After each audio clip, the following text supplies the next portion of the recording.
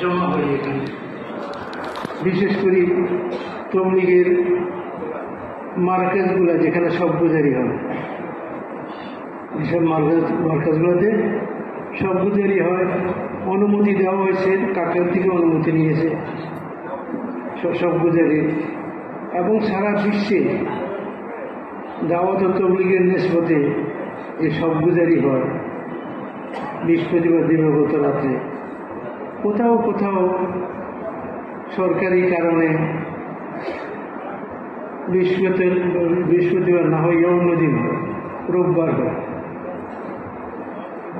রোববারে সরকারি ছুটি থাকে।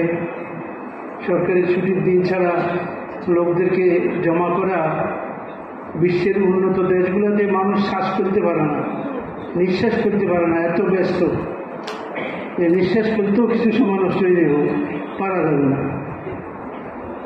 তো ওরা কর্মব্যস্ত দিনে ছুটি ছাড়া অন্য দিনে ওদেরকে জমা করা মুশকিল। সেসব কিছু কিছু জায়গাতে এরকম আছে যে রোববারে উইকেন্ডে যেটাকে বলে সাপ্তাহিক ছুটির দিন, সেদিন তারা একত্রিত হয়, সেদিন তারা সব গুজারি করে। বাকি এই সব গুজারি জেলা পর্যায়ের, থানা পর্যায়ের সব গুজারি এবং বিশ্বের সমস্ত দেশে আপনার অবস্থানে সব গুজারি একই, সব গুজারি একই অর্থ, একই উদ্দেশ্য, ভিন্ন কোনো উদ্দেশ্য নেই, একই কামের সম্পর্কে একত্রিত হয়। দাওয়াত ও তবলিগের মেহনত যে আল্লাহ তাআলা প্রত্যেক যুগে নবীদেরকে দাওয়াত ও তবলিগের মেহনত দিয়ে দুনিয়াতে পাঠাতেন। নবীরা দাওয়াত ও তবলিগের মাধ্যমে মানুষকে আল্লাহ তাআলার দিকে ডাকতেন, মানুষকে তার জিন্দেগির উদ্দেশ্য, মাকসাদ এবং তার করণীয় এই সবগুলো সম্পর্কে জ্ঞান দিতেন, এলেম দিতেন। নবীরা এলেমওয়ালা ছিল। মখলুকের মধ্যে শ্রেষ্ঠতম মানুষ আর উচ্চ মর্যাদার অধিকারী, যাদেরকে মহামানব বলা হয়, নবীরাই ছিলেন। তো তারা মানুষকে দাওয়াত দিতেন। নবীদের দাওয়াতের আগে, নবীদের মেহনতের আগে মানুষ সম্পূর্ণ জেহালতের মধ্যে, অজ্ঞতার মধ্যে পড়িয়েছিল। নিজেদের জিন্দগির উদ্দেশ্য বুঝতো না, কি জন্য আল্লাহ তাআলা পয়দা করছেন, অথবা আল্লাহ বলে কোনো সত্তা যিনি সমগ্র জগৎকে তৈরি করছেন আছেন, এই সম্পর্কে কোনো ধারণা ছিল না মানুষ সম্পূর্ণ গুমরাহির মধ্যে ছিল। নবীরা আসি মানুষকে জ্ঞান দিয়েছেন, এলেম দিয়েছেন, যে এলমের বদৌলতে তারা আল্লাহ তাআলার পরিচয় পাইছে,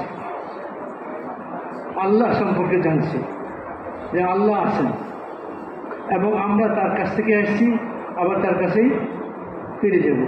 ইন্না লিল্লাহি ওয়া ইন্না ইলাইহি রাজিউন। আমাদের আগমন আল্লাহর পক্ষ থেকে আর আমাদের প্রস্থানও আল্লাহর দিকে। আল্লাহর দিকে কোনো মানুষ নিজের ইচ্ছায় দুনিয়াতে সে আসতে পারে নাই, আর নিজের ইচ্ছায় দুনিয়া থেকে যেতেও পারবে না।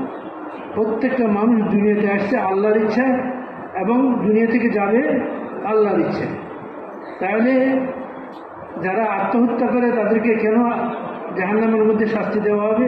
কঠিন শাস্তি, অনন্তকাল। হায়াত মত তো কারো হাতে নেই, হায়াত মত হলো আল্লাহ তাআলার হাতে। তাহলে মত মৃত্যু তার এইভাবেই ছিল, মৃত্যু আসছে, এখন তাকে শাস্তি কেন দেওয়া হবে? এই জন্য শাস্তি দেওয়া হবে, সে মৃত্যুকে অস্বীকার করতেছে, আল্লাহর কাছে ফিরে যাবে এ কথা অস্বীকার করতেছে।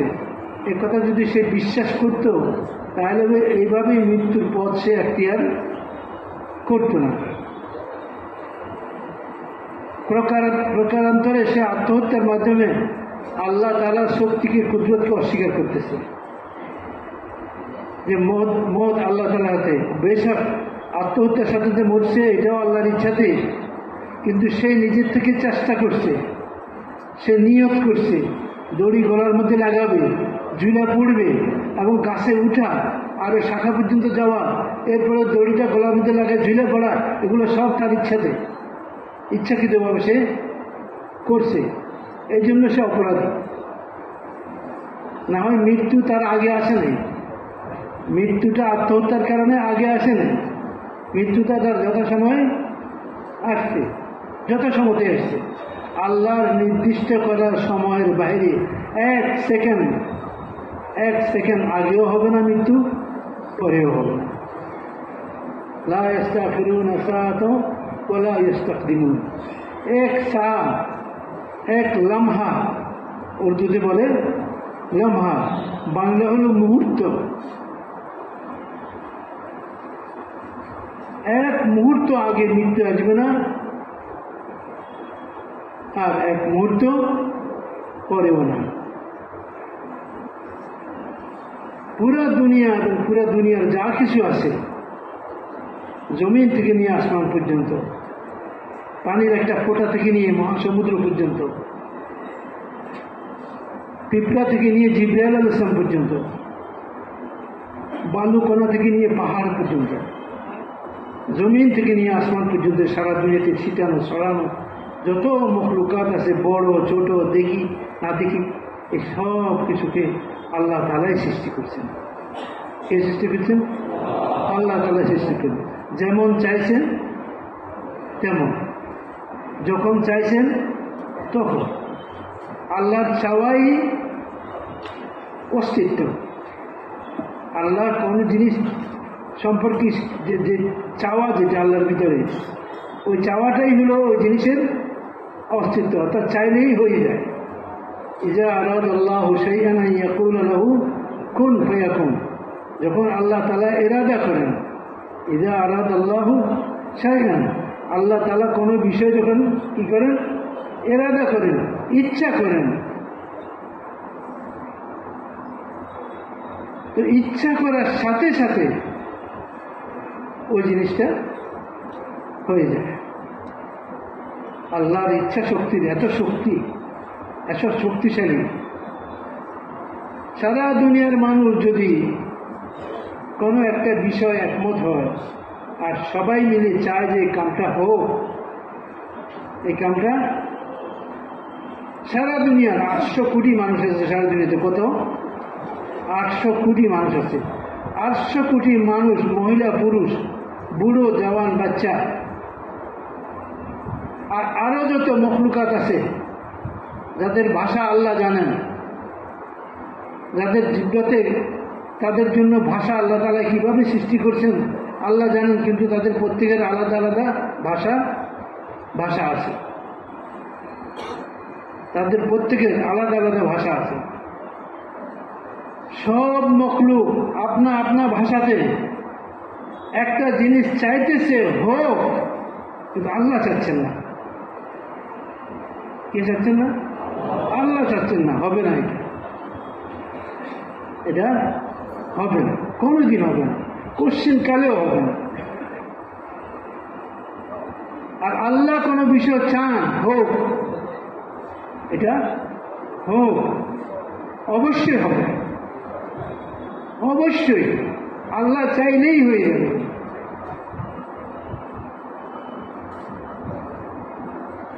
আল্লাহ মহান, আল্লাহ মহান, আল্লাহ রব্বুল আলামিন, সমস্ত জগতের পালন কর্তা। আর লালন পালনের এই কোটি কোটি অগণিত পশু পাখি, এদেরকে লালন পালনের ব্যবস্থাপনা যেটা আল্লাহ ভিন্ন ভিন্ন, প্রত্যেকের জন্য ভিন্ন ভিন্ন, এবং প্রত্যেকের জন্য যে রুজি নির্ধারিত করা আছে, নির্দিষ্ট করা আছে, যথা সময় সেটা তার কাছে পৌঁছে যাবে। শেখ সাদি রহমতুল্লাহ ফরমান যে দুই জিনিস মানুষকে টানে, দুই জিনিস মানুষকে টানে মানে কি? হ্যাঁ, আকর্ষণ করে, মানে এটা আকর্ষণ নয়, মানে খিঁচে আনা আর কি, টানিয়ে আনা। তো যে দুই জিনিস মানুষকে টাইনা নিয়ে যায়, একটা হলো তার রুজি, আর একটা হলো কবরের মাটি।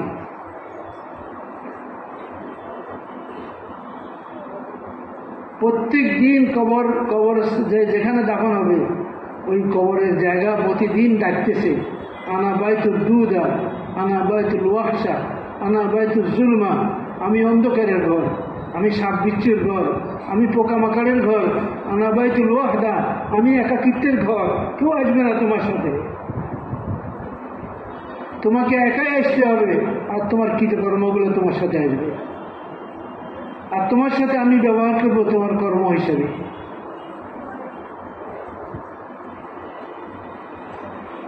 তো মেরে ভাই আর বুজুর্গ, আম্বিয়া আলাইহিস সালাম দুনিয়াতে আসতেন, আসি মানুষকে আল্লাহ তাআলার পরিচয় দিতেন, আল্লাহ সম্পর্কে মানুষকে অবগত করাইতেন। আমাদের হাজী আব্দুল ওয়াহাব সাহেব বলেন, এটা এমন একটা জামানা যে মানুষ সব কথা বলে, সব বিষয়ের কথা বলে, সব বিষয়ের উপরে তার কথা চলে, মুখ চলে, জবান চলে, কিন্তু আল্লাহকে বলতে পারে না।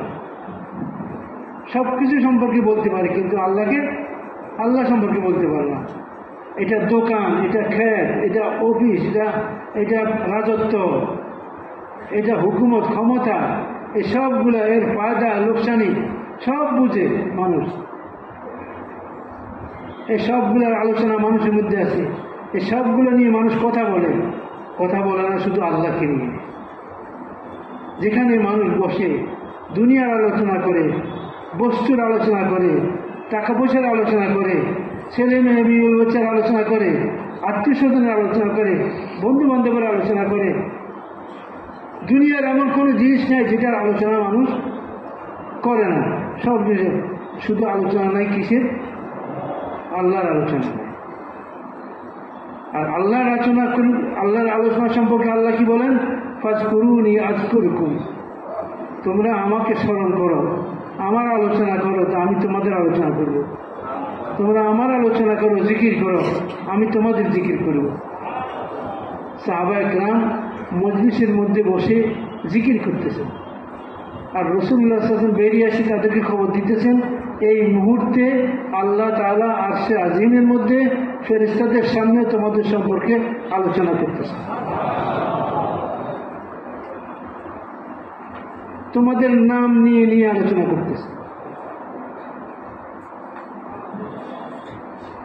তবে ভাইয়া বুজুর্গ, নবীগণ মানুষকে আল্লাহ তাআলার পরিচয় দিতেন, আল্লাহ সম্পর্কে বলতেন, আল্লাহর বড়ত্ব সম্পর্কে বলতেন।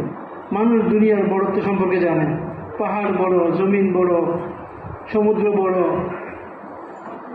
চন্দ্র বড়, সূর্য বড়, কোনটা থেকে কোনটা বড়, কোনটা থেকে কোনটা বড়,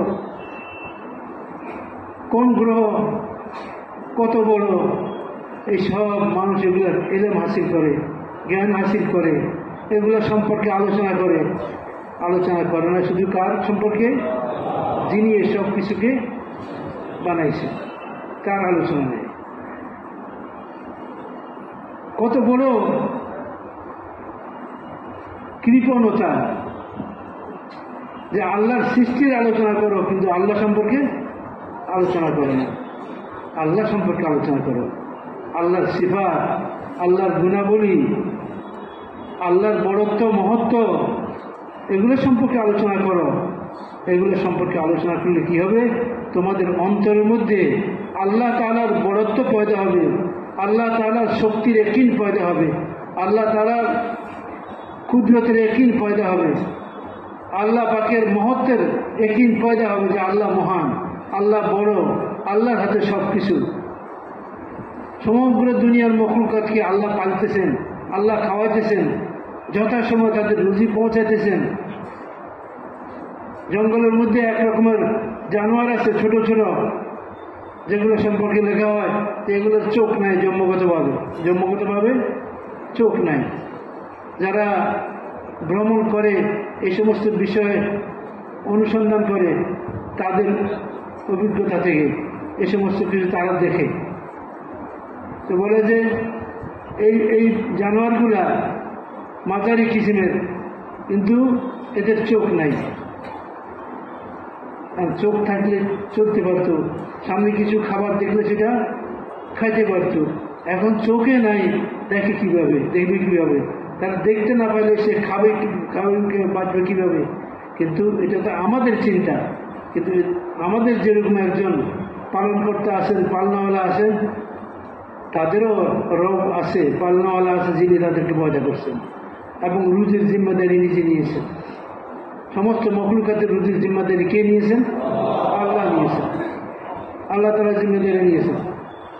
তো বলছে সকাল আর সন্ধ্যা হলে ওই জানোয়ারগুলো যখন সকাল হয়, ভোরের আলো প্রস্ফুটিত হয় সারা দুনিয়াতে, তারা অনুভব করতে পারে। আপনি কোনো একটা কামরার মধ্যে যাইয়া বাতিটা অফ করে দেন, চোখ বন্ধ করে, তারপরে আপনি একটু অনুভব করবেন যে একটু অন্ধকার অন্ধকার। আবার যদি চোখ খোলেন আর আলো থাকে তাহলে তো দেখবেন। তো এই জানোয়ারগুলা তারা কিছুটা অনুভব করে যে এখন সকাল হয়েছে, এখন সকাল হয়েছে, আলো হয়েছে। আবার যখন রাত হয় তখন তারা অনুভব করতে পারে যে এখন রাত হয়ে গেছে। তো তারা এটা বুঝে যে রাত্রিটা আমাদের জন্য নিরাপত্তা আর দিনটা আমাদের জন্য ক্ষতিকারক। মানে দিনের বেলা আমাদেরকে মানুষ দেখবে, আমাদের ক্ষতি করতে চাইলে ক্ষতি করবে, আর রাত্রিবেলা আমরা নিরাপদ। তখন জঙ্গল বন আমাদের দখলের মধ্যে। কিন্তু ক্ষুধা আছে তাদের, কি আছে? ক্ষুধা বিবসাও আছে। তো খাইবে কিভাবে? চোখে দেখে না। বলছে আল্লাহ তাআলা তাদের জন্য সিস্টেম করছেন এইভাবে যে যখন সন্ধ্যা হয়, অন্ধকার ঘনিয়ে আসে, তখন অন্য অন্য জীবজন্তুগুলা জঙ্গলের মধ্যে ছড়াই পড়ে। আর যখন সকাল হয় তখন এই জানোয়ারগুলা এরা সকাল হয়ে মনে করে মুখ খুলে বসে থাকে। তাদের গলাটা লম্বা, গলাটা লম্বা হওয়ার কারণে একটা সুড়ঙ্গের মতো, মুখ থেকে একটা সুড়ঙ্গের মতো। তো ওই মুখটা খুলি সে বসে থাকে, তার গলার ভিতরে অন্ধকার, গলার ভিতরে অন্ধকার আছে একদম গভীরে, যে জায়গাটা সেখানে অন্ধকার দেখায়। তো অন্ধকার দেখলে পোকামাকড়গুলো, কীট পতঙ্গগুলো দিনের বেলায় অন্ধকার গর্তের মধ্যে গিয়ে আশ্রয় নেয়। এই জানোয়ারগুলো যখন হা করে সকালবেলা, তো চতুর্দিক থেকে ছোট ছোট কীট পতঙ্গগুলো দৌড়িয়ে আসে, আর এটাকে গর্ত মনে করি ভিতরে ঢুকে, এটাকে গর্ত মনে করি ভিতরে ঢুকে। আর ও জানোয়ারটা যখন অনুভব করে যে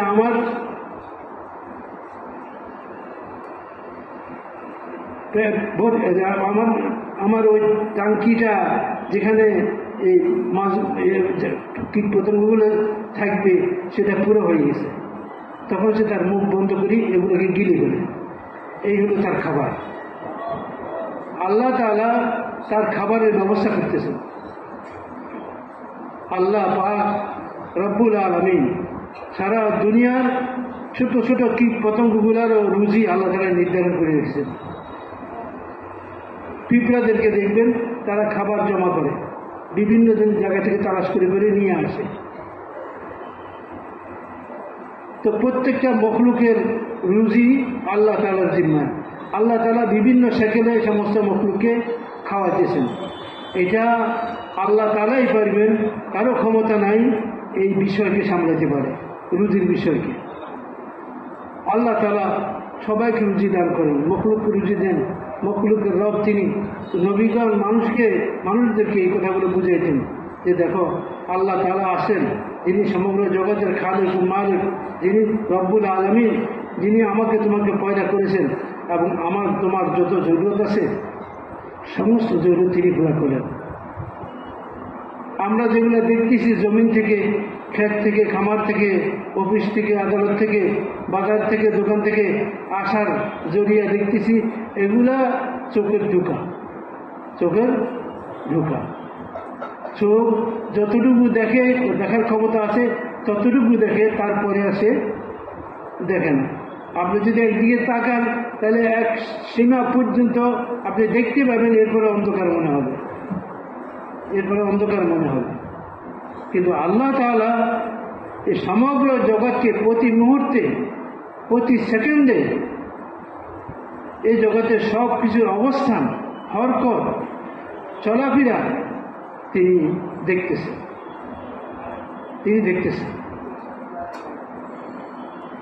একটা ছোট্ট পিঁপড়া, তার ছোট্ট একটা মাথা, তার মধ্যে সামান্য একটু ব্রেইন, সেই ব্রেইনটাকেও আল্লাহ তাআলা সচল রাখছেন এইভাবে যে তার যতটুকু পরিধি আছে অতটুকু পরিধির মধ্যে সে ওই ব্রেন দিয়ে চলতেছে। এই ব্রেন দিয়ে সে ভালো মন্দ বাছাই করতেছে, এই ব্রেন দিয়ে সে অখাদ্য এবং খাদ্য বাছাই করতেছে, উপকারী অনুপকারী জিনিসের মধ্যে বাছাই করতেছে। অতটুকু ব্রেন যেটা তার মাথার মধ্যে আছে, সে বিভিন্ন দিকে মুভ করতেছে, যাইতেছে, এদিকে যাইতেছে, এদিকে যাইতেছে। হাদিস পাকের মধ্যে আছে যে ওই ছোট্ট পিঁপড়ার চলন, ওই ছোট্ট পিঁপড়ার মুভিং, এদিক সেদিক যাওয়া আসা, এটাও আল্লাহর নজর থেকে বাইরে না, আল্লাহ তাআলার দেখার মধ্যে। আল্লাহ তাআলা দেখতেছেন। তো যখন মানুষের আল্লাহ সম্পর্কে এরকম ধারণা হবে যে আল্লাহ তাআলা সর্বময় ক্ষমতার অধিকারী, তিনি সমগ্র জগতের খালিক ও মালিক, তার হাতে মানুষের হায়াত ও মত, তার কাছ থেকে প্রত্যেকটা মানুষ আসছে, তার কাছে আবার ফিরে যাবে। সমস্ত সৃষ্টি জগতের হায়াত মত তার হাতে, সমস্ত সৃষ্টি জগতের ধ্বংস এবং বরবাদি তার হাতে, আবাদি তার হাতে। তিনি যেরকম চাইবেন এরকম হবে, যে যা চাইবেন না তা হবে না। এই বিশ্বাস যত দৃঢ় হবে ভিতরে, তত অঙ্গ প্রত্যঙ্গ মাথা থেকে পা পর্যন্ত সর্বাঙ্গীনভাবে আল্লাহ তাআলার বান্দা হয়ে, আল্লাহ পাকের অনুগত হয়ে আমরা জীবনযাপন করা, নবীর অনুকরণে জীবনযাপন করাটা সহজ হবে। মানুষকে আল্লাহর বন্দেগীর দিকে, আল্লাহর গোলামির দিকে কে নিয়ে যায়? তার বিশ্বাস, তার ইয়াকিন। আর আল্লাহর নাফরমানির দিকেও কে নিয়ে যায়? তার দিলের ইয়াকিনের খারাপি, ইমানের দুর্বলতা তাকে আল্লাহর নাফরমানির দিকে নিয়ে যায়। একটা লোকের দিলের মধ্যে যদি সার্বক্ষণিক এ কথাটা এনে থাকে যে আল্লাহ আমাকে দেখতেছে, আল্লাহ আমাকে দেখতেছে,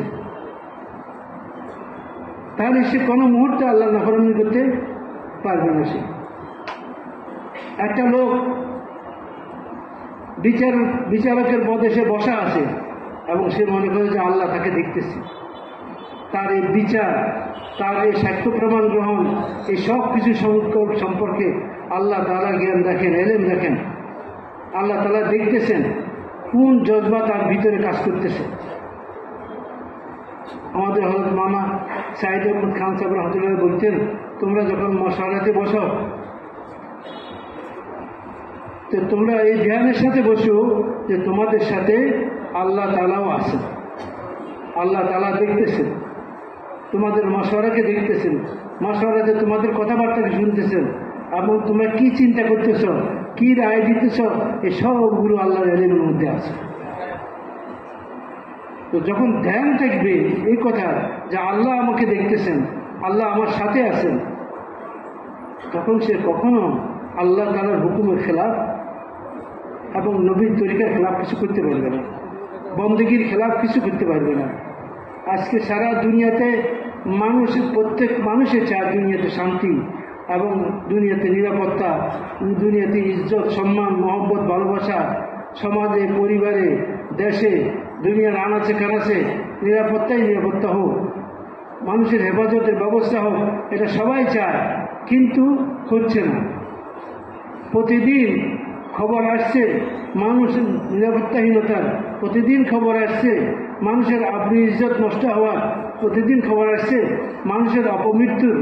এগুলা কি জন্য আসে? চুরি, ডাকাতি এবং বিভিন্ন রকমের রাহাজানি, এগুলো কেন হয়? এগুলো হয় ভিতরের খারাপির কারণে।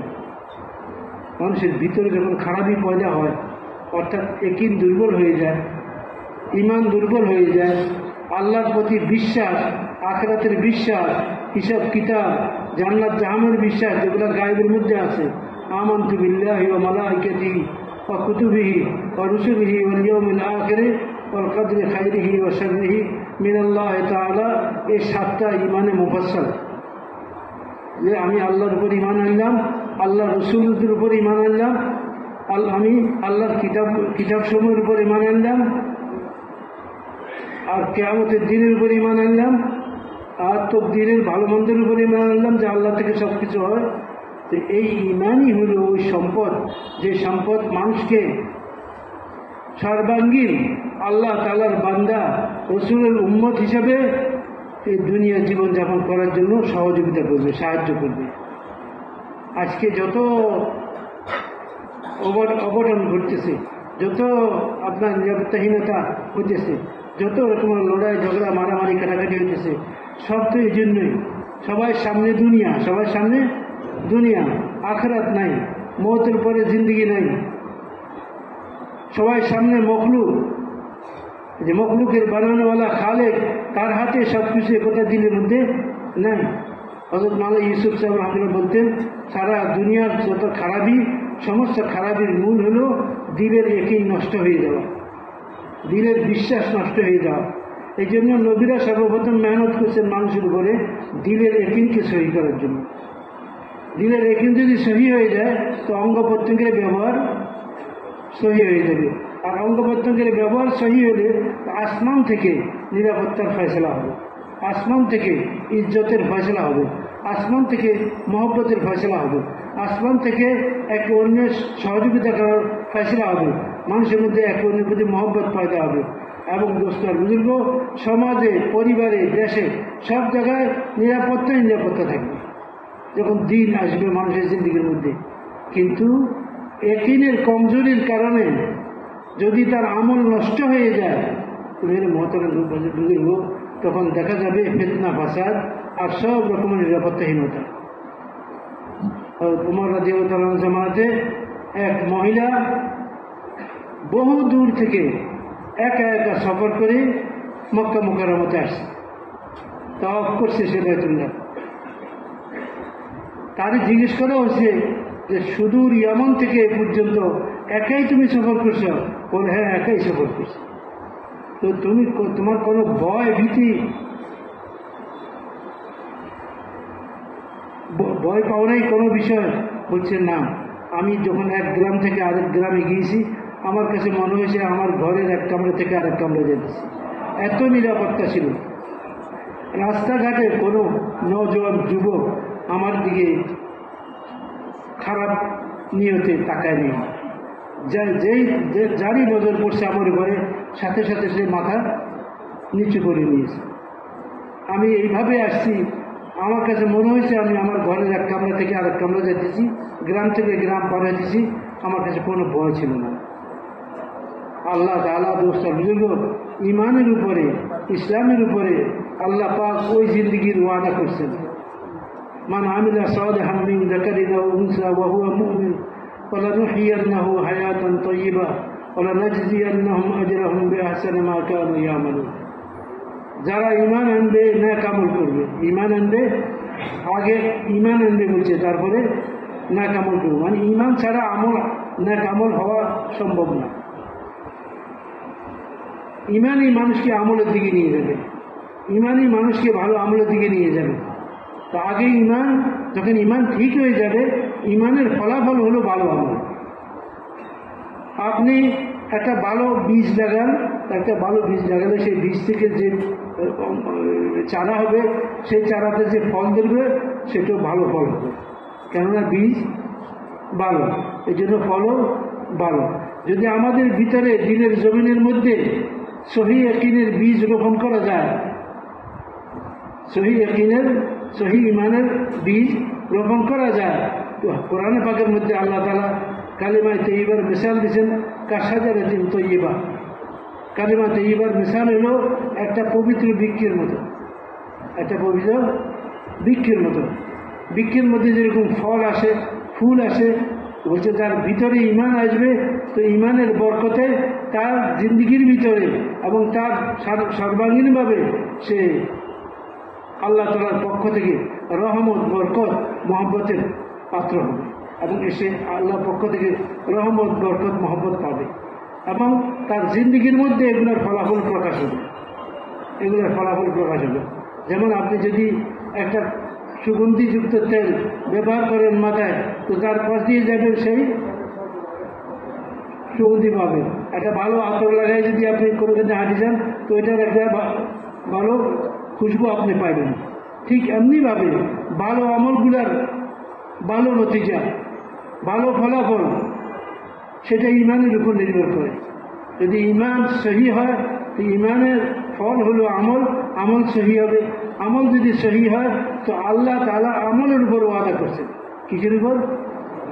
আল্লাহ তাআলার ওয়াদা আমলের উপরে। আল্লাহ ওয়াদা করেন নাই টাকা পয়সার উপরে, দুনিয়াদারির উপরে, মাল আসবাবের উপরে। আল্লাহ ওয়াদা করছেন আমলের উপরে। মান আমিলা সালিহাম মিন যাকারিন আও উনসা ওয়া হুয়া মুমিন, যে নেক আমল করবে, মহিলা হোক অথবা পুরুষ হোক, ইমানদারির সাথে। কিসের সাথে? নেক আমলটা করবে কিসের সাথে? ইমানদারির সাথে।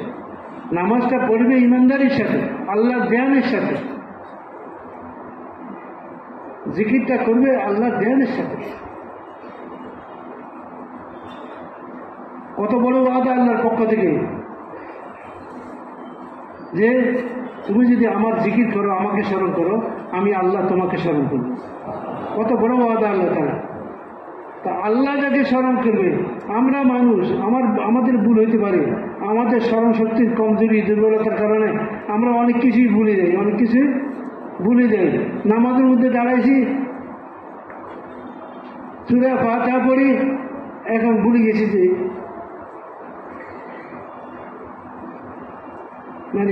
কোন নামাজের নিয়ত করছি।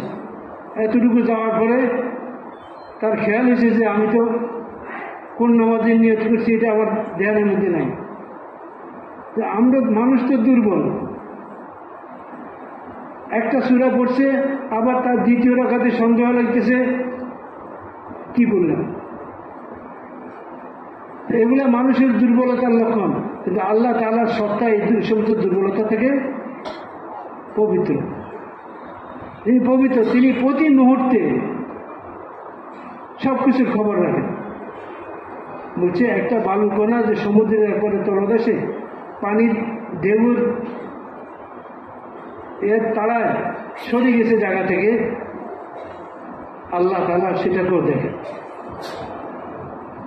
হুজুর সাল্লাল্লাহু আলাইহি ওয়াসাল্লাম মুসলিম দোয়া শিখেছেন, ইয়া মান লা তারাহুল উয়ুন ওয়া লা তুখালিতুহুজ জুনুন। হে ওই মহান সত্তা যাকে কোনো চক্ষু দেখে না। এই দুনিয়াতে কারো চক্ষু তাকে দেখে না। ওয়া লা তুখালিতুহুজ জুনুন, আর যে ধারণা দিয়ে আল্লাহ সম্পর্কে ধারণা করে আল্লাহকে সে তার ধারণার আওতার মধ্যে আনতে পারবে না। আল্লাহকে সে তার ধারণার আওতার মধ্যে আনতে পারবে না। আল্লাহ কেমন, আল্লাহ তাআলা কোথায় আছেন, এই সমস্ত কিছু বিষয় সে ধারণা করতে পারবে না। ধারণা করে সেটাকে সে বাহির করতে পারবে না। আল্লাহ পাক আপন কুদরতে, আপন মহিমাতে তিনি তার জায়গাতে, তার অবস্থানে, তার শান হিসাবে তিনি আছেন। তার শান হিসাবে তিনি আছেন। আল্লাহ পাকের একটা শান আছে, তার শান হিসাবে তিনি আছেন তার সব জায়গাতে। তিনি প্রতি মুহূর্তে সমগ্র বিশ্বের একেবারে ছোট থেকে ছোট, বড় থেকে বড় প্রত্যেকটা জিনিসকে দেখতেছেন, প্রত্যেকটা জিনিসকে দেখতেছেন। এই ধারণা যখন দিনের মধ্যে নিয়ে নামাজে দাঁড়াবো, তখন ওই নামাজটা হবে ওই নামাজ, ওই আমল, যে আমল কারণে আল্লাহ তাআলা দুনিয়াতে তাকে শান্তি দিবেন, ইজ্জত দিবেন, সম্মান দিবেন, নিরাপত্তা দিবেন। ডাকাত যখন একটা লোককে ধরে ফেললো আর বললো যে আমি তোমার ভুল পথে নিয়ে আসি, তোমার সাথে যে সমস্ত সামান আছে সেই সামানগুলো নিয়ে যাব আমি, আর তোমাকে আমি হত্যা করব। তো সে বলতে চায়, তুমি আমাকে হত্যা করতে কেন, তোমার তো মালের দরকার, তুমি মালগুলো নিয়ে যাও, আমাকে ছেড়ে দাও। হচ্ছে না, প্রথমে তোমাকে হত্যা করবো, তারপরে ওগুলো নিয়ে যাবো। এখন সে বললো যে ঠিক আছে, তাহলে আমাকে 2 রাকাত নামাজ পড়তে দাও। তো বলে হ্যাঁ হ্যাঁ পড়ো পড়ো, অসুবিধা নেই পড়ো। তো 2 রাকাত নামাজ পড়ছে। নামাজ পড়ে নামাজের মধ্যে তার জবান দিয়ে কেরাত বাইরে ছিল না, হঠাৎ একটা আয়াত তার জবান দিয়ে বাইরে এলো, মান ইউজিবুল মুত্তাররা ইযা দাআহু, কে ওই সত্তা যাকে কোনো বিপদগ্রস্ত ডাকলে সে সাড়া দেয়। ওই সত্তা কে? যাকে বিপদগ্রস্ত ব্যক্তি ডাকলে তিনি সাড়া দেন। কে সে? আল্লাহ। আর এই কথা তার জবান দিয়ে বারবার সে আওড়াইতেছিল, আর কোনো কেরাতও তার জবান দিয়ে আসতেছিল না, কোনো সূরাও আসতেছিল না। তো এমন সময় সে দেখে বর্ষাধারী একটা লোক আসি ওই ডাকাতকে বর্ষা মেরে তাকে হত্যা করছে। হত্যা করে সে চলে যেতেছে। ইনি ওই লোকটার পিছু পিছু যায়, জিজ্ঞেস করলেন, ভাই তুমি কে? যার মাধ্যমে আল্লাহ আমাকে হেফাজত করছেন, তুমি কে? তখন সে বলল, আমি 4র্থ আসমানের ফেরেশতা। তুমি যখন আম্মা ইউজিবুল মুত্তাররা ইযা দাআহু, কে ওই মহান শক্তি যিনি বিপদগ্রস্তের ডাক শুনেন বলছিলা, তখন 4র্থ আসমানে এক হইচই শুরু হয়ে গেছে ফেরেশতাদের মধ্যে। সব ফেরেশতারা কথা বলতেছে, হে আল্লাহ, এক বিপদগ্রস্তের আওয়াজ মনে হইতেছে, কোনো বিপদগ্রস্ত লোকের আওয়াজ হবে। তারপরে আমি 4র্থ আসমান থেকে তুমি 2য়বার যখন ডাকলা, তা আমি তার নিচের আসমানে আসছি, তারপরে জমিনে আসছি, আর তাকে কতল করে দিয়েছি। তুমি নির্ভয়ে চলে যাও, তোমার কোনো ভয় নেই। আর কতগুলো ভাই, আমল নামাজটা ওই একটা আমল, যে আমলটা আল্লাহর মর্জি মোতাবেক হয়েছে, তো ওই আমলের দ্বারা আল্লাহ তাআলা তার হালতকে ঠিক করে দিয়েছে, তার অবস্থাকে ঠিক করে দিয়েছে। আমরা যদি আমাদের হালতকে ঠিক করতে চাই এবং সারা দুনিয়ার মানুষের হালতকে ঠিক করতে চাই, আমরা আজকে মানুষের হালত ঠিক করার জন্য যে সমস্ত ব্যবস্থা আমরা নিতেছি, দেখতেছি দুনিয়াওয়ালারা করতেছে, এগুলা মানুষের অবস্থাকে আরও খারাপ করে দিতেছে, মানুষের অবস্থাকে আরও খারাপ করে দিতেছে। সারা দুনিয়ার প্রত্যেকটা মানুষই নিরাপত্তা চায়, প্রত্যেকটা মানুষ সুশাসন চায়, প্রত্যেকটা মানুষ সুবিচার চায়, প্রত্যেকটা মানুষ অভাব থেকে মুক্তি চায়, রোগ ব্যাধি থেকে বাঁচতে চায়, সবাই চায় হালতের পরিবর্তন, ভালো হালত সবাই চায়। কিন্তু মেরে ভাই, ভালো হালতের জন্য ভালো আমল লাগবে, এইটা বুঝে আসে না। ভালো হালতের জন্য কি লাগবে? ভালো আমল লাগবে। দাওয়াত ও তবলিগের মেহনতটা হলো এই জন্যই যে সারা দুনিয়ার মানুষকে কথার দাওয়াত দেওয়া, এই কথা বোঝানো যে ভাই, তোমার জিন্দিগি বনা না বনা, তোমার জিন্দিগি সুন্দর হওয়া অসুন্দর হওয়া, এটা টাকা পয়সা ধন দৌলতের উপর নির্ভর করে না, এগুলো সব কিছু তোমার আমলের উপর নির্ভর করে। যদি মুহাম্মদ সাল্লাল্লাহু আলাইহি ওয়াসাল্লামের তরিকায় মাথা থেকে পা পর্যন্ত সর্বাঙ্গীনভাবে আমলকে সাজাইতে পারো, সুন্দর করতে পারো, আল্লাহর হুকুম মতো চলনেওয়ালা হও, তাহলে আল্লাহ তাআলা এই আমলের বরকতে তোমার জিন্দিগিকে সুন্দর করে দেবে। যে পরিমাণ মানুষের আমল আখলাক সুন্দর হবে, ওই পরিমাণ আল্লাহ তাআলা মানুষের জন্য নিরাপত্তা, ইজ্জত, সম্মানের আল্লাহ তাআলা ব্যবস্থা করবে। এই জন্য মেরে ভাইয়া বুঝবো, মানুষের দ্বারে দ্বারে গিয়ে মানুষকে কথাগুলোকে বুঝাইতে হবে। কেন? আমাদের নবী হযরত মুহাম্মদ সাল্লাল্লাহু আলাইহি ওয়াসাল্লাম আখেরি নবী, তিনি সর্বশেষ নবী, তারপরে আর কোনো নবী দুনিয়াতে আসবেন না। যার কারণে আমাদের উপর দায়িত্ব জিম্মেদারি এসে যে আমরা সমস্ত নবীদের ওই দাওয়াতের যে ধারাবাহিকতা আদম আসলাম থেকে চলতেছে মুহাম্মদ সাল্লাল্লাহু আলাইহি ওয়াসাল্লাম পর্যন্ত এই ধারাবাহিকতা চলে আসছে, এই ধারাবাহিকতাকে হুজুর সাল্লাল্লাহু আলাইহি ওয়াসাল্লামের খাতামুল আম্বিয়া হওয়ার কারণে, শেষ নবী হওয়ার কারণে এই মেহনতের এই ধারাবাহিকতাকে কিয়ামত পর্যন্ত নিয়ে যেতে হবে, কিয়ামত পর্যন্ত নিয়ে যেতে হবে। এই এক চিল্লার মেহনত না, এই 3 চিল্লার মেহনত না, এ তো সারা জীবনের মেহনত, সারা জীবনের মেহনত। এটা তো এক চিল্লার মেহনত না। এই কাজের একটা আছে, উদ্দেশ্য আছে, এই কাজের কিছু আপনার কর্মপদ্ধতি আছে, উসুল আছে, কাম করার নিয়মাবলী আছে। আমরা কাজের নিয়মগুলোকে উদ্দেশ্য মনে করছি আর উদ্দেশ্যটাকে ভুলে গেছি। এই কাজের উদ্দেশ্য হলো দুনিয়া ভরা একেবারে কিয়ামত পর্যন্ত আনা ভরা সমস্ত মানব জাতি ঈমান পায়, সমস্ত মানব জাতির ইয়াকিন সহি হয়ে যায়, সমস্ত মানব জাতির আমল সুন্দর হয়ে যায় এবং সমস্ত মানব জাতির আমল আখলাক উন্নত মানের হয়, যে আল্লাহ তাআলা রাজি হইয়া খুশি হইয়া এই দুনিয়ার জিন্দিগিতে মানুষকে ইজ্জত দিবেন, সম্মান দিবেন, নিরাপত্তা দিবেন, পরস্পর মহব্বত ভালোবাসা দিবেন, ইনসাফ দিবেন, এই সব কিছু আল্লাহ তাআলা আমলের উপর দিবেন।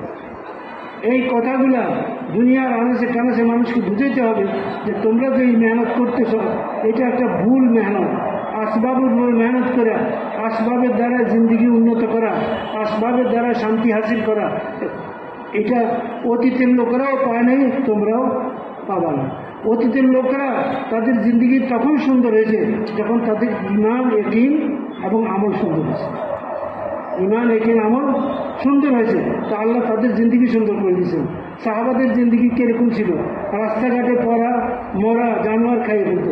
রাস্তাঘাটে পড়া রক্ত, এই কি কোনো মহিলার হাইজের রক্ত না কোনো মরা কোনো জানোয়ারের রক্ত, সেটাও দেখতো না, সে চাটা খেয়ে ফেলত। আর এত জালিম ছিল, আর এত রুক্ষ মেজাজের ছিল, শক্ত অন্তরের অধিকারী ছিল যে মেয়ে সন্তান হলে জিন্দা খবর দিয়ে দিত, জিন্দা খবর দিয়ে দিত। আর সারা বছর লড়াই যুদ্ধ লেগেই থাকতো, কে কার পিছনে কত ক্ষতি করতে পারে এটার মধ্যে লেগে থাকতো। কোনো নিরাপত্তা ছিল না, তাদেরকে কোনো দেশের সরকার গ্রহণ করতে চাইতো না। তাদের দেশের বর্ডার যে দেশের সাথে হতো ওই দেশের সরকার সেই বর্ডারের হেফাজতের ব্যবস্থা করতেন যাতে এই আরবরা ওখানে ঢুকতে না পারে, ওই দেশে ঢুকতে না পারে। কিন্তু মেরে ভাইয়া বুঝলু কি এমন কাম করলেন রাসূলুল্লাহ সাল্লাল্লাহু আলাইহি ওয়াসাল্লাম, মাত্র 23 বছর, মাত্র 23 বছর তিনি মেহনত করলেন। 23 বছরে পুরা এই অসভ্য অশিক্ষিত বর্বর এই আরব জাতিকে সারা দুনিয়ার সোনার মানুষের বানাই দিলেন, সারা দুনিয়ার শ্রেষ্ঠ মানব বানাই দিলেন, সারা দুনিয়ার মানুষের কাছে গ্রহণযোগ্যতা দিলেন। সারা দুনিয়ার মানুষরা স্বীকার করলো যে একটা উমর আরেকটা উমর যদি হয় তাহলে সারা পৃথিবীতে কোথাও অশান্তি থাকবে না, কোথাও চুরি ডাকাতি থাকবে না, কোথাও নিরাপত্তাহীনতা থাকবে না, এরকম আরেকটা উমর যদি হয়। এবং সারা দুনিয়াতে কোথাও বেঈমান থাকবে না। কিন্তু মেরে ভাইয়া বুজুর্গ, আমরা তো ওইরকম জিন্দিগি বানাতে পারিনি।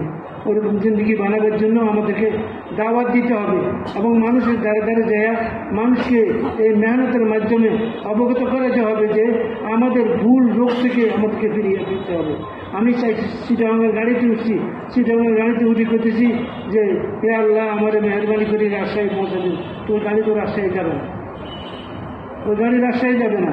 আমি আমার জীবনের লক্ষ্য বানিয়েছি দুনিয়া, আর আল্লাহ কাছে চাইতেছি আখেরাত আসবে না। এখানে দুনিয়া নিকৃষ্ট আর আখেরাত উৎকৃষ্ট। আখেরাত 5 জায়গায় যায় না, দুনিয়া পায়খানার মধ্যেও যায়। দুনিয়া হলো মাছির মতো, মাছি সব জায়গায় বসে। আর আখেরাত হলো শরীর, যে তার কদর করবে তার কাছে আসবে, যে কদর করবে না তার কাছে যাবে না। এই জন্য আখেরাতকে সুন্দর করার জন্য মেহনত সবাইকে করতে হবে, সবাইকে মেহনতের মধ্যে লাগাতে হবে। এর জন্য তৈরি আছে না ভাই? সবাইকে মেহনতের মধ্যে লাগাতে হবে। মেহনতের মধ্যে কমজোরি আসি গেছে, ভাটা পড়ে গেছে। মেহনতের যে জোশ জজ্বা ছিল একসময়, গতি ছিল, সে গতি স্লথ হয়ে গেছে, জজ্বা আগ্রহ কমে গেছে। না মেরে ভাই বুজুর্গ, বরং আরও বেশি জজবা ও আগ্রহের সাথে আমরা নিজেদেরকে আগে বাড়াই এবং অন্য সাথীদেরকেও আগে বাড়াই। ইনশাআল্লাহ যত মেহনত বাড়বে তত মানুষের আমল সুন্দর হবে, আর যত আমল সুন্দর হবে আল্লাহ তাআলা হালাতের অবস্থাকেও সুন্দর করে দিবেন। আল্লাহ তাআলা হালাতের অবস্থাকে, ইসলাম একটা ঘরের মতো, যেই ঘরে দাখিল হওয়ার জন্য একটা দরজা আছে, সেই দরজাটা হল লা ইলাহা ইল্লাল্লাহ মুহাম্মাদুর রাসূলুল্লাহ। এই কলমাওয়ালা ইয়াকিন এবং কলমাওয়ালা জিন্দিগি যখন আমাদের মধ্যে আসবে তো আল্লাহ তাআলা ইসলামের বরকত দুনিয়াতে জাহির করবেন। ইসলামের বরকত, সাহাবা কেরাম যখন পরিপূর্ণ ইসলাম মুসলমান হয়ে গেলেন, হুজুর সাল্লাল্লাহু আলাইহি ওয়াসাল্লামের আদর্শে আদর্শবান হয়ে গেলেন।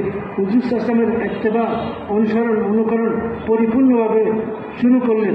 তো আল্লাহ তাআলা এই আরবের বুকানাঙ্গা এই অসভ্য উশৃঙ্খল এইসব লোকগুলোকে আল্লাহ সারা দুনিয়ার শ্রেষ্ঠ মানব বানাইছেন, সেরা মানুষ বানাই দিয়েছেন, সেরা মানুষ।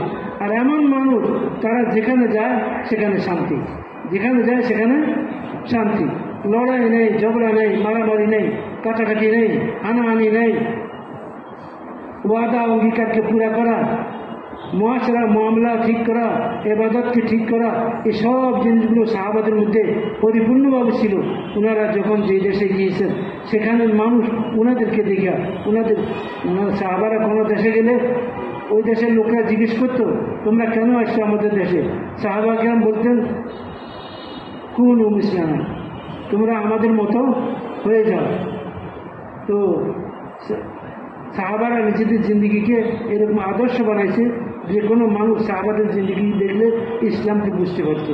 এমনকি আমরা তবলিগের মেহনতে এরকম কোনো একটা সংখ্যা আমরা ঠিক করতে পারছি যে তবলিগের মেহনতের বরকতে আদর্শ জিন্দগি সমাজ দেশ সবাই বলে একটা ভালো লোক, একটা উত্তম লোক। মেরে ভাইয়া বলবো দাওয়াত গায়ের জোরে চলবে না, ইসলাম গায়ের জোরে জিন্দা হবে না। ইসলাম তো আখলাক ও চরিত্রের জোরে, ইসলাম তো খেদমত ও মহানুভবতার জোরে ছড়াবে। সাহাবায়ে কেরামদের মধ্যে ওই সমস্ত ভালো গুণগুলো ছিল। এই জন্য সাহাবায়ে কেরাম যখন মানুষকে ইসলামের দাওয়াত দিতেন তখন মানুষ মনে করতো এরা যখন ভালো মানুষ, এরা যে জিনিসের দিকে আমাদেরকে দাওয়াত দিচ্ছে সেটাও ভালো হবে, সেটাও ভালো হবে। আর সাহাবায়ে কেরাম একথা বলতেন না যে তোমরা মুসলমান হয়ে যাও, তারা বলতেন তোমরা আমাদের মতো হয়ে যাও। আমলি জিন্দিগি নমুনা সাহাবা কেরাম পেশ করতেন যে আমরা তোমাদেরকে এই পর্যায়ে নিয়ে যেতে চাই, আমরা তোমাদেরকে এই লক্ষ্যবস্তুর দিকে নিয়ে যেতে চাই। তোমরা যদি এই জিন্দিগি আমরা যে জিন্দিগি নিয়ে আসি গ্রহণ করো তো তোমাদের গ্রহণযোগ্যতা সারা পৃথিবীর মানুষের অন্তরের মধ্যে আল্লাহ পয়দা করবে। তোমাদের গ্রহণযোগ্যতা পৃথিবী তোমাদেরকে চাইবে। মৌলানা ইলিয়াস রহমতুল্লাহ বলেন যদি সত্যিকার জীবন গঠন করতে পারো, সত্যিকার জীবন হাসিল করতে পারো দিনই জিন্দিগি, তো দুনিয়াদাররা দুনিয়া সামলাতে গিয়া হিমশিম খাইতেছে, সামলাতে পারতেছে না। এই দিক দিয়ে পানি বন্ধ করলে ওই দিক দিয়ে বাঁধ ভাঙে, ওই দিক দিয়ে বন্ধ করতে গেলে ওই দিক দিয়ে বাঁধ ভাঙে।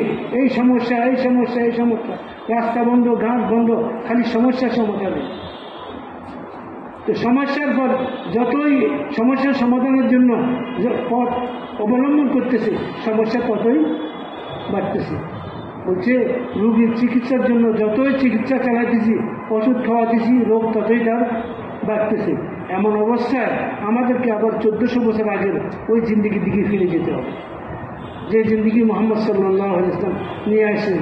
ওই কোরআনী জিন্দিগি, ইসলামী জিন্দিগি, ইমানি জিন্দিগি, এইটুকুকে নিজেও উঠতে হবে, সমস্ত মানুষকে উঠাতে হবে। কিয়ামত পর্যন্ত আনেওয়ালা সব মানব জাতিকে দাওয়াত মেহনত এর মধ্যে রাখতে হবে। এই জন্য মেরে ভাই আর বুজুর্গ নিয়ত করেন, এরাদা করেন যে ইনশাআল্লাহ মওত পর্যন্ত এই কাজের সাথে লাগিয়ে থাকবো এবং এই কাজের টাকাটা হার হালে পুরা করবো, হার হালে সবাইকে দাওয়াত দিব।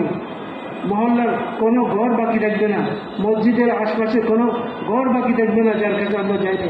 মেরে ভাই এক তো নিজের ইসলাম, নিজের সংশোধন, এর সাথে সাথে উম্মতের ইসলাম ও সংশোধন দোনোটাই এই কাজের মধ্যে, এই দাওয়াতের কাজের মধ্যে নিজের ইসলাম এবং সংশোধন আর উম্মতের ইসলাম এবং সংশোধন দুইটাই আমাদের জিম্মেদারি। আমরা শুধু অন্যের সংশোধনের জন্য আসি না। আমাদের এই মেহনতের উদ্দেশ্য হেদায়েত, আমাদের এই মেহনতের উদ্দেশ্য হলো দিন দুনিয়াতে জিন্দা হয়, মানুষের জিন্দির মধ্যে দিন আসে। এটা হলো আমাদের মেহনতের উদ্দেশ্য। এই উদ্দেশ্যটাকে পুরা করার জন্য 3 দিন 4 দিন 10 দিন চিল্লা, তারপরে আপনার মোকামি মেহনত, তালিম, গাছ, মশওয়ারা, মাসে 3 দিন, এগুলা কতগুলা এই আপনার উদ্দেশ্য পুরা হওয়ার ব্যাপারে কি এগুলা জি তরতিব, এগুলা তরতিব, এগুলো উদ্দেশ্য না। আমরা এটার দ্বারা খুশি হবে না কথা যে আমার মহল্লার সব বালক পুরুষ 3 দিন লাগাইছে, সব 3 চিল্লা দিয়েছে। এইটা তো আমাদের উদ্দেশ্যের মধ্যে না। উদ্দেশ্যের দিকে যাওয়ার জন্য এই 3 চিল্লা, উদ্দেশ্যের দিকে যাওয়ার জন্য 3 চিল্লা। এই 3 চিল্লার দ্বারা সেটা আমার মধ্যে আসছে কিনা, সেটা কি দিন দিনদারি, তাকওয়া, পরহেজগারি, খোদার ভয়ভীতি, নবীর অনুসরণ, সুন্নতের পাবন্দি, এই সব জিনিসগুলো আমার মধ্যে আসছে কিনা, এটা হলো আমার মেহনতের উদ্দেশ্য। যদি এই লাইনে যদি আমরা আগে বাড়ি, তরক্কি করি, উন্নতি করি, তাহলে আমরা মেহনতের লাইনেও আগে বাড়তেছি। আর না হয় শুধু কতগুলো তরকিবই পুরা করা হবে। মাওলানা ইব্রাহিম সাহেব এবার টঙ্গীর ময়দানে পুরোনোর সামনে বলছেন যে একটা হলো মাকসাদে কার, আর একটা হলো তরতিবে কার। একটা হলো মেহনতের উদ্দেশ্য, আর একটা হলো মেহনতের পদ্ধতি। কোনটা আমরা কি মেহনতের পদ্ধতি চাই, না মেহনতের উদ্দেশ্যকে হাসিল করতে চাই?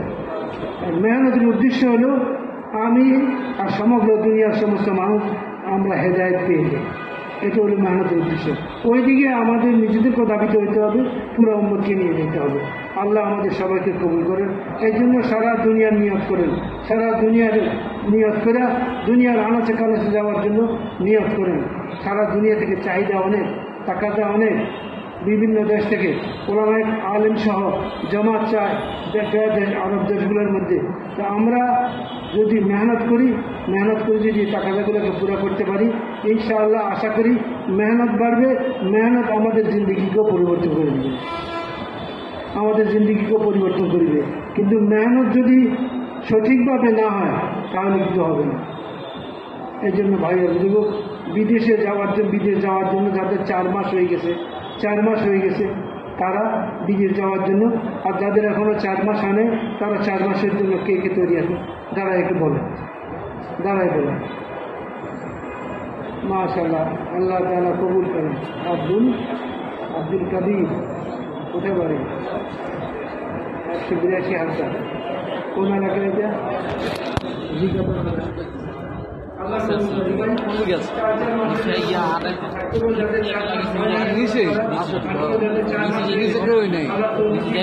বল মাত্র শেষ হলো।